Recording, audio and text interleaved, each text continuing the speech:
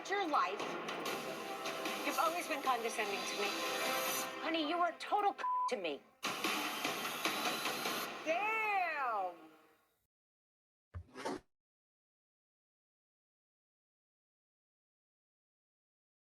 Copyright disclaimer under Section 107 of the Copyright Act 1976.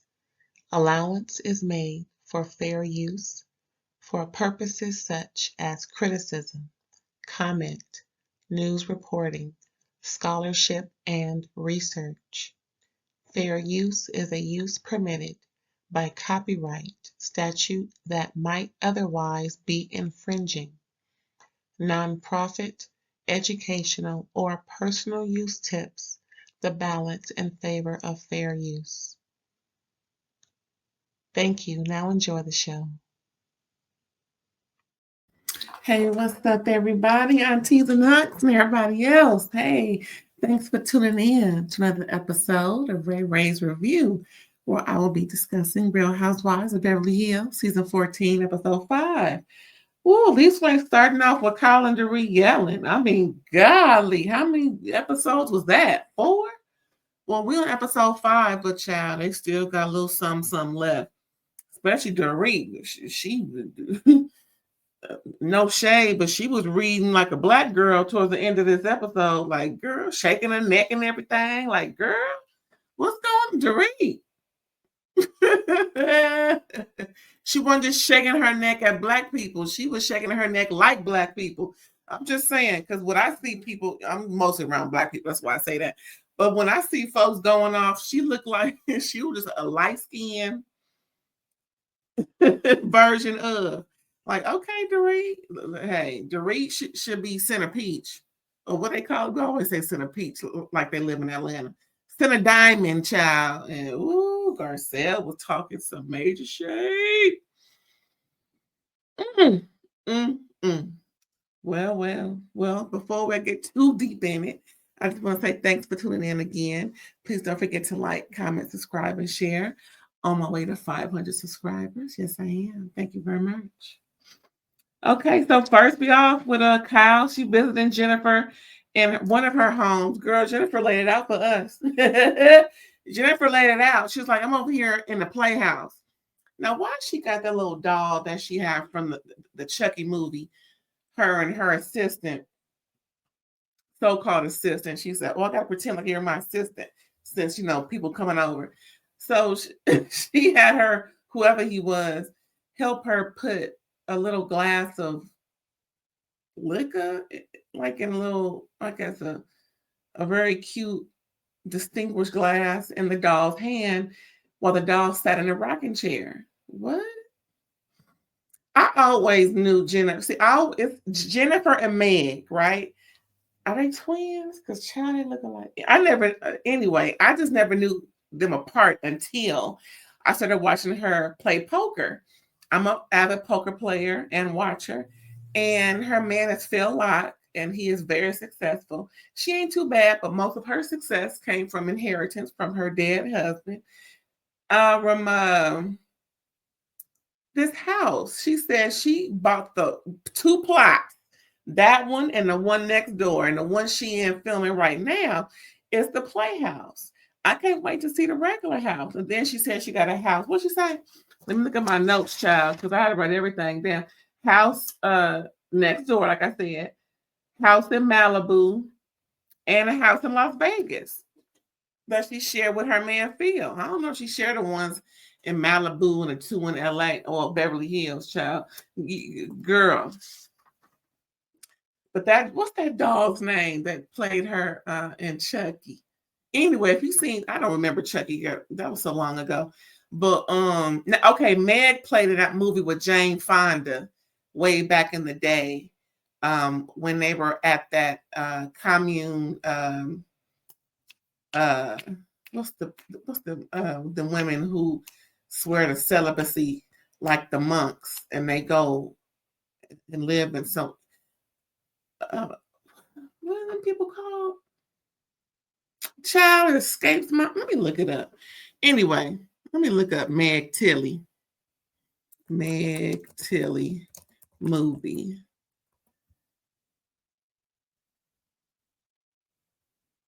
Which one is it? She's been in a lot of them, child. Agnes of God. That's the one. Oh, that came out. I was in 5th grade. Like I said. Meg, yes. That movie was so good, y'all. That movie was good. I know all the aunties and nuns probably already seen it, but everybody else, go watch the movie. It's real good. Anywho, back to Kyle visits Jennifer, and Kyle comes in, and then guess who else shows up?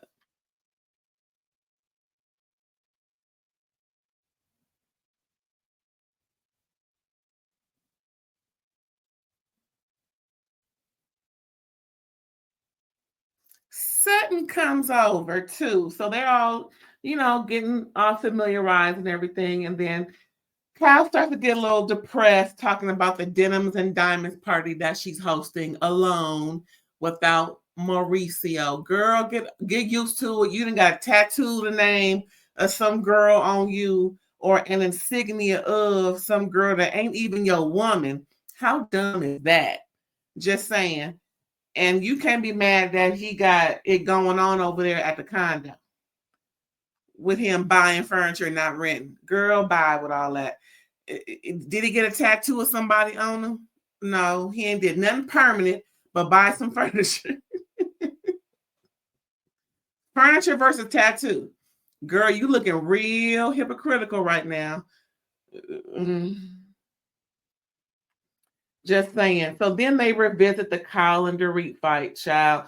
Now Sutton's like, well, now it's me and Dorit. I mean, I was just trying to get her to understand, being more of a collective, more so than talk behind people's back and everything. But she didn't get it because she's so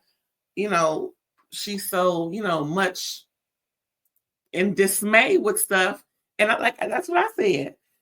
Dorit is projecting, just like Kyle a little bit, everybody, well, not everybody, these two ladies, Kyle and Dorit, are in so much turmoil with their marriages that they're getting a little bit of that anger spilled over to their issues with the ladies. I mean, why is it that Dorit is cussing Kyle out 40 going north? Now she cussing Sutton out 40 going south. It ain't that, and for the reasons that they're arguing, it's not that deep to be cussing like that. It's not like, she messed up your business. She messed up a business deal that cost you 8 figures. Since these ladies value business and money so much and their reputation, I would think something that would really hurt their reputation to where it will block them from collecting money, that would be an issue for them. Not some petty about whether or not somebody is a good girlfriend. Girl, like I said, these issues they got is so minuscule. It really is, but they feel how they feel. And the feelings definitely are validated. They just need to come down a peg or two as far as feeling like it's so much bigger than what it is. Because it's really not, child. It's really not. But, we're going to find out more and more. So pretty much they discussed what Erica said on a Sprinter. Sutton didn't appreciate how Erica whispered that over, but it was appropriate because that's not what she said. That's not what Dorit said. She said they're not that close of a friend, not that they're not friends. So we do. So they're going back and forth a little bit. So now we see Erica visiting Dorit. And she, meaning Dorit, mentioned that she hasn't talked to PK in 3 weeks, which is exactly 2 weeks. They had the timeline down. She hasn't talked to PK in 2 weeks, which is 1 week after he told her, we're not going to be talking every day like we have been the 5 times a day. So when him and her met at the restaurant, and that's when he broke it down to her, pretty much breaking up with her, letting her know, I'm single, PK, I'm out. He ain't talked to her since. not laughing at it, but it's just like, girl, he broke up with you. Y'all getting divorced. And that's pretty much what she said. He yelled out in a well, she said, they were talking and he yelled out, that's why I'm, getting a divorce. Girl, he knew. Girl, we knew that at that dinner table. That's all I gotta say on that. Dorit says Sutton is hypocritical, like I mentioned, because of how Sutton reacts in conversations, and she does talk behind people's backs. They all do, but that's what Sutton doesn't want them to do anymore. Sutton, what was you just doing prior to this scene? I'm just saying. And they pretty much said they both like bows. They really, goo goo gaga over her, especially to reach out.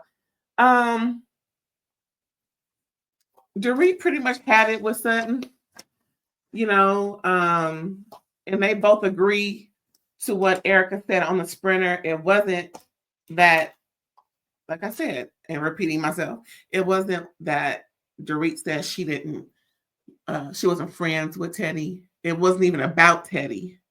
But according to Dorit, it was, but not according to Sutton, as we discussed in the previous episode. Anyway, we're back to Garcelle at her house. Where she live at? Santa Clarita or something like that.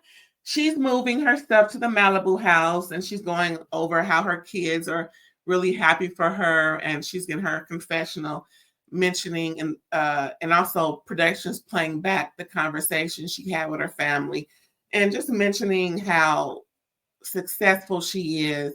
She has her movie coming out. She's kind of tearing up about it as it flashes on her computer screen, and just really happy for herself, and her family's proud of her. Even Sutton is proud of her because Sutton's over there helping her move.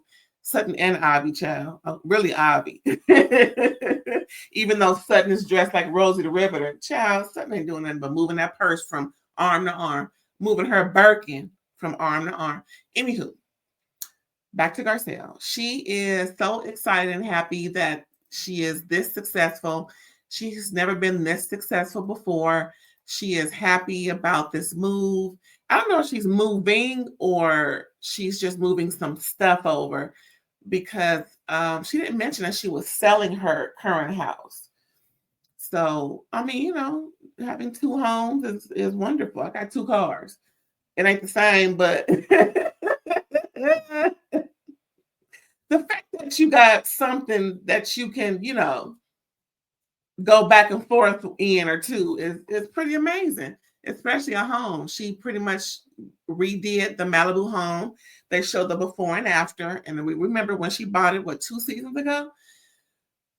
Good for her, but I just know that living off the water near, right near the ocean, that salt water can really eat up the siding of a house, and got to really pay attention to the textiles and things that you use for your house. Hopefully that she won't have any issues, and pretty much she should have a ball in Malibu. I mean, I'm just saying, Malibu is a spot. Like, to have a home in Malibu, to have a home in Palm Springs, to have a home somewhere near Hollywood, those 3 spots. Let's say Calabasas, I'll say 4, 4 spots out here in Southern California is where it's all at. I'm just saying, and because I'm about to get one in Palm Springs. Well, not Palm Springs, but out there, in that area. I ain't gonna say where, but just know that's gonna be my second home real soon. Anywho, yeah, so they're helping her move, and Garcelle pretty much called what's her name, Sutton, and asked her to get the U-Haul. I'm like, where they do that at? And you moving now? Where they do that at? Garcelle.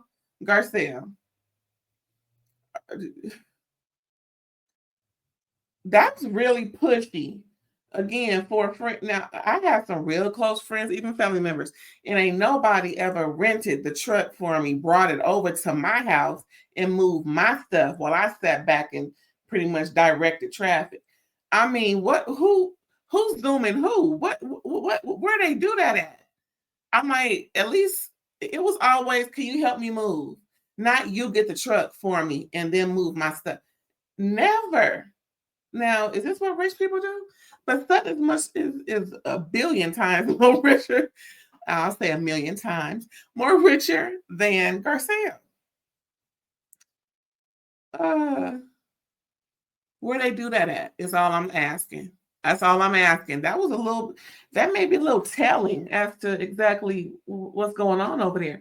So pretty much they get all the way over to, when I say all the way, I mean hour 20 plus traffic coming from I think it's Santa Clarita, all the way to Malibu. Child, cause see, getting to Malibu, it's like Malibu, Torrance, all the beach areas.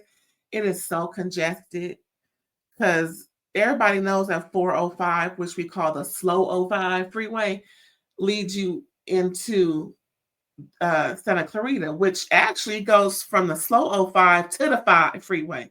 So that lets you know right there, when the slow 05 ends is where the 5, not where the 5 begins, but that's where you go. Like I said, you merge, and then you got some ways to get to Santa Clarita. I'm pretty sure that's where she stay. Anywho, no matter where she stay, getting anything west of the slow 05, child, that's a good hour period. And then you go into Malibu, it's so tight. It's pretty much maybe 1 or 2 ways into Malibu. That's either north or south on the same road. And child, I mean, unless you're on the streets and you're already pretty much over there. But girl, like Santa Monica, West Hollywood, just anything west of the slow 05. Whew, I'm thinking about it. I don't go over there no more. I just don't. I'm so east of there. I only child. Anywho, getting over there was a trip because what's her name? Oh, and that's the thing. Sutton drove. You mean to tell me, Garcelle, what you trying to pull over there? Garcelle pulled it. I couldn't believe Garcelle did not at least drive the U-Haul. I mean, that's her stuff. Excuse me, just some water. Hold on, y'all. Hold on. It was a long drive that Sutton didn't appreciate. So as they're moving stuff in, admiring everything, it's really nice and pretty.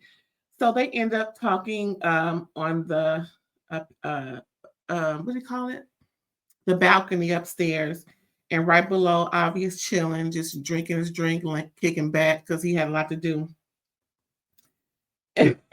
Obvious chilling, child. Getting paid to chill. I'm pretty sure he does a lot, but child, it'd be cute to be one of their assistants or just someone rich, their assistant, child. Now, you know what? If anything ever happened with my normal job, I would, vie for one of those positions because I'm already confidential.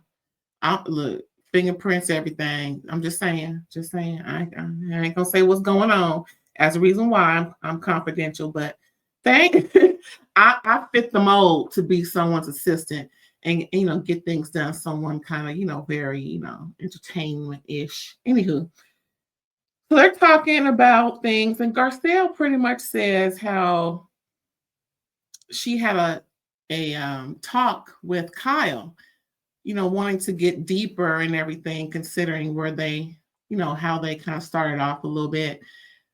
And then she tells Sutton that that Garcelle told Sutton what Kyle told her is that PK still texts Kyle. And Sutton started giving excuses. Well, maybe she's closer to PK. They were friends, all 4 of them. But Garcelle was like, hell no. That's my girlfriend. No, you can't text her. Pretty much that's where Garcelle came in. She was like, I don't care what. That's my friend. No, you're done with talking to my friend. Okay, Garcelle, you a little okay. I mean, from you sending that email to your ex-husband's people at work, through y'all's divorce, I can see how you can be real petty. Garcelle is petty. I'm starting to see. That is petty, though. We just have a difference of opinion, me and Garcelle. But for that situation, again, if all of us were friends I didn't meet PK before Dorit. I met them together. I would say, girl, I don't want you talking to him because it is, but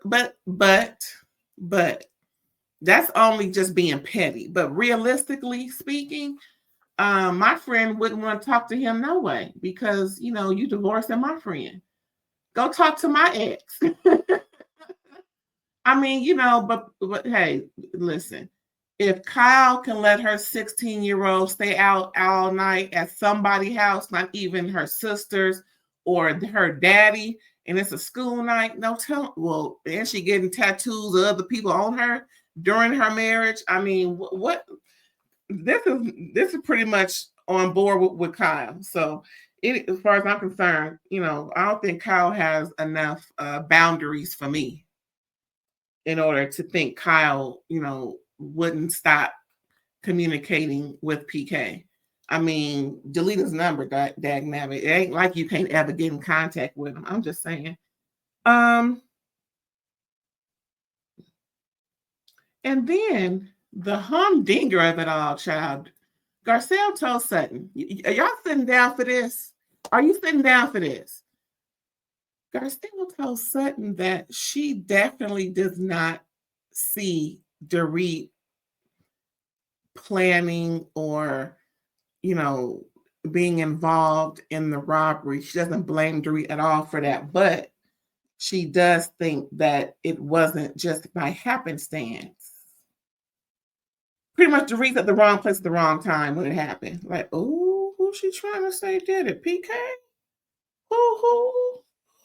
I mean, what I was hearing was a lot of different entertainers' houses getting hit up and them pretty much having the similar alarm system company or whatever. And I think that alarm company was Teddy's husband, if I'm not mistaken. I could be wrong. Don't quote me. But from what I heard, I would think it would be the alarm company that was, in on it, because we always start with the most familiar. Anything ever happened to the spouse, we think about the other spouse. You know what I'm saying? So it's always something familiar, which is what happens. It could be it's less statistic wise that it's a random situation, but it is what it is, child. So we're done with them.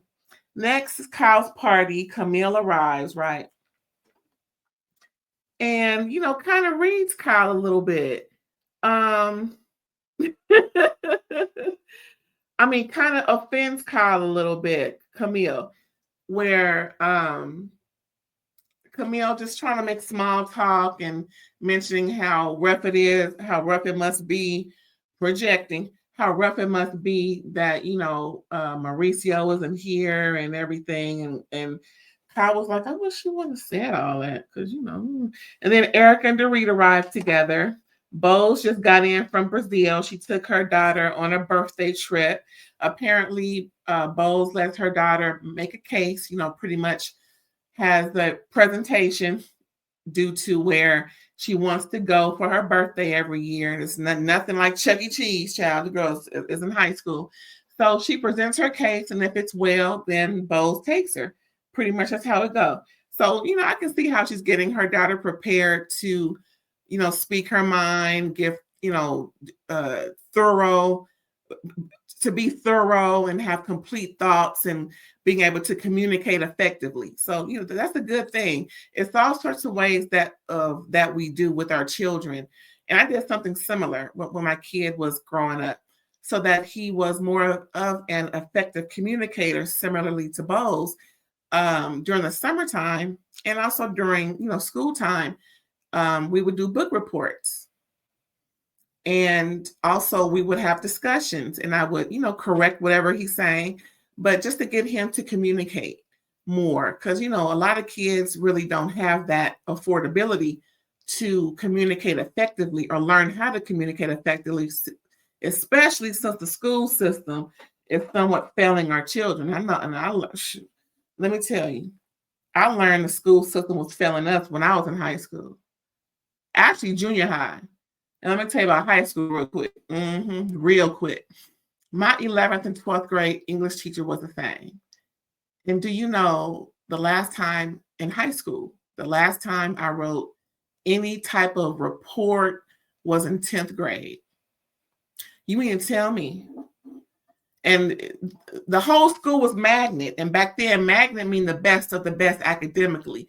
It doesn't mean what it means now. It's just, I ain't gonna get into that, child. Just know, magnet, when I went to school, pretty much up until I graduated high school, it may have changed in the 2000s. But when I was in high school, magnet means it's the best of the best. You had to be more academically inclined on your scores and everything in order to be selected for magnet programs. And that was LA, Los Angeles Unified School District. Yes. And furthermore, the whole school I was in was magnet from 9th, 10th, 11th, and 12th. That was one of the rarest schools to have 9, 10, 11, 12. They had some all grades. So it all depends on where the school was and whatnot. So I just go on to say, I, always pushed mine to be better than, to be above, because my older sisters were in magnet programs up and through high school. It's just that's just the norm for my family. We didn't really have to lean on an assistance. We were always more inclined, and we were always prepared, and it was all like, this is what I'm used to. So I just did mine the same way. But yeah, I admire Bose for doing that with her daughter, especially since Bose is in that field anyway. It kind of comes natural. Sometimes when we're in fields of whatever, those things kind of just matriculate into our daily lives or into our personal lives. And it just becomes kind of natural thing to do. Anyway, I'm done with that. Anyway, where was I? Kyle's party. Yeah, Camille arrives. Dorit and Erica arrived. Bose just got in from Brazil. Like I said, she took her daughter to Brazil. And Garcelle comes in, her and Bose, meet and everything. And then their child, why is Kyle offering a tattoo station at the party, child? Talk about adding insult to injury. I'm just saying, she ain't never had it before. I do not recall in previous years of these, what's this, Denim and Diamonds party, that she had tattoo station. Now, correct me if I'm wrong, but she ain't never had no tattoo station.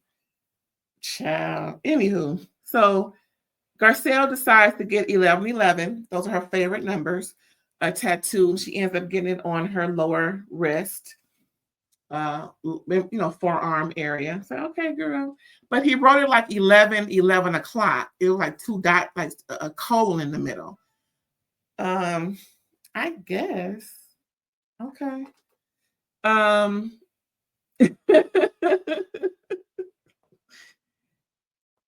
Anyway, it was just weird. Like I said, that party child. So anyway, Bose, Dorit, and Erica, they're talking, and then they decided to get all the ladies involved because Dorit is sick and tired of the BS, pretty much. Bose thought it would be a good idea. Dorit and Sutton agreed. Dorit and Erica agreed. So all the ladies come through, even Camille. I'm like, why is Camille so Camille shouldn't have stayed, because what I'm about to tell you, Camille, is your face still cracking on the ground? Because this was like 6-7 months ago. Camille, did you pick your face up? Okay, I'm going to get into it. Okay, so Dorit brings up sisterhood and is telling Sutton that I don't believe you should be leading the charge because of how you react. You get loud, you get obnoxious. Erica tried to chime in too and pretty much is tired of the BS too. You know what I'm saying? Erica called Sutton volatile and inconsistent because she can be. These ladies don't appreciate raising your voice because I guess it could lead to them being called aggressive. Hello. But it is what it is. They don't want to be labeled as problematic when they can just discuss things without getting so riled up. Pretty much control your temper. Do you need anger management, Sutton? That's pretty much what I got from that. Erica and Dorit say Sutton isn't real and honest, and Sutton's like, yes, I am, but it's not when you do the things you said that you don't want folks to do in this group. I'm just saying, what's really going on? Because I kind of agree with what's her name, Erica and Dorit. Something going on with Sutton. But then again, I was thinking maybe it's just their backgrounds. You know, Sutton's from the South, so she may have a whole different perception of what they think it is. You know, perception's everything. But when you get $350K a month in alimony, you know, that'll humble me a lot. You know what I'm saying? It may change the way I deal with things. But, you know, I'm just saying, Kyle agrees, but won't say it in regards to, you know, in regards to how Sutton says Dorit is angry at life and not at her. I'm like, okay, Kyle, there you go, being a hypocrite. You agree, but you won't say it. That's when you should have chimed in and say, I agree with Sutton. I'm sorry, Dorit, but I do. But again, Kyle don't want the smoke. You a wuss. Kyle, you a wuss, but it is what it is, girl. I guess she wants to stay. You got to be honest, Kyle. I'm sorry, not sorry, but Kyle, you have to be real honest with stuff and stop trying to hide behind somebody else. At least give Sutton the, you know, accountability factor to say, I agree with Sutton. Don't just leave Sutton hanging out there like that. If you know, if you're supposed to be her friend, then, and if you agree with her, and again, this is what they do in these conversations. They have them with everybody, even though it don't even pertain to everybody. But if you agree. I mean, you've done that in other things, so why not now? She just don't want the smoke. But child, wait a minute. Dorit said she ain't got time for no more BS. She was telling Sutton, I really don't have time for it. I am hurt. And it is true. She said, it is true that I have a lot going on in my life, but I can still address you the way I need to address you on the stuff that you do. But I don't think Dorit sees how demonstrative she is in her approach and her delivery.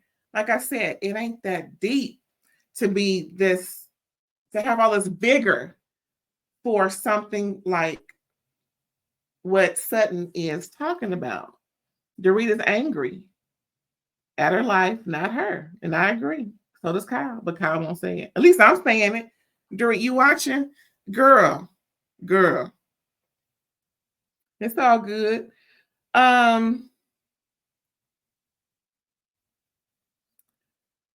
So pretty much Camille chimes in, and that was the worst thing Camille could ever done. And she lets Dorit know that I agree with Sutton. Just, you know, just like when, here she go, Camille, just like when I was going through something with my divorce, and then Dorit said, you were a CUNT. And everybody mouth dropped, and Camille was like, oh. Now, apparently back then, was that season 4? I forget what season. They were at a dinner table, and Dorit was making a joke about Camille being a CUNT. The way Camille looked, she didn't appreciate it. Now, I don't recall what happened back then.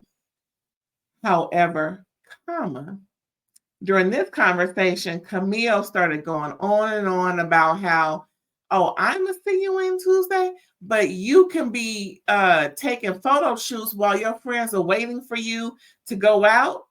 Girl, Camille, where'd you pull that from? She ain't even took a photo shoot in 2 seasons that will make them wait. That was what, 4 seasons ago? Camille, what are you talking? Camille, you are so late. Ooh, Camille, you are late with that one. And Dorit was like, what are you talking about? Why are you here? Pretty much, Dorit gave her the BL. Dorit read Camille for FIL. FTH is all capital. Hashtag filth. Because because Camille feels like the ladies owe her something. Dorit shut her all the way down. And Dorit don't believe Sutton's sincerity. That was the end of that. I mean, the end, that was the perfect end. Dorit was no joke. And I believe that the way Dorit came at Camille was justified, because Camille, shut up. You coming with something real late. You don't know what you're talking about. That don't even pertain to now. You just pull something out your hat because that's the last time you was around when she was. OMG, child, I can't wait for episode 6. I mean, between Housewives, Beverly Hills, Salt Lake City, and yeah, that's it. Between them, these two franchises, they is giving life to Bravo. I mean, Potomac's good. It's all right. NYC, child, we can't wait for them to be done. NYC on episode 12, and we hoping that they hurry up and get off. Ooh, they so boring. Anywho, that was it, y'all, for Beverly Hills, The Real Housewives. I appreciate you for coming through, and don't forget to come back, okay?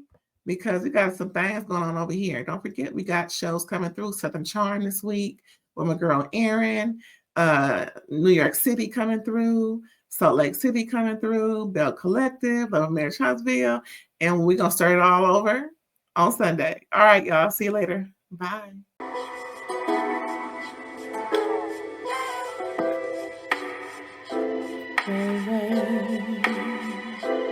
All day, all day.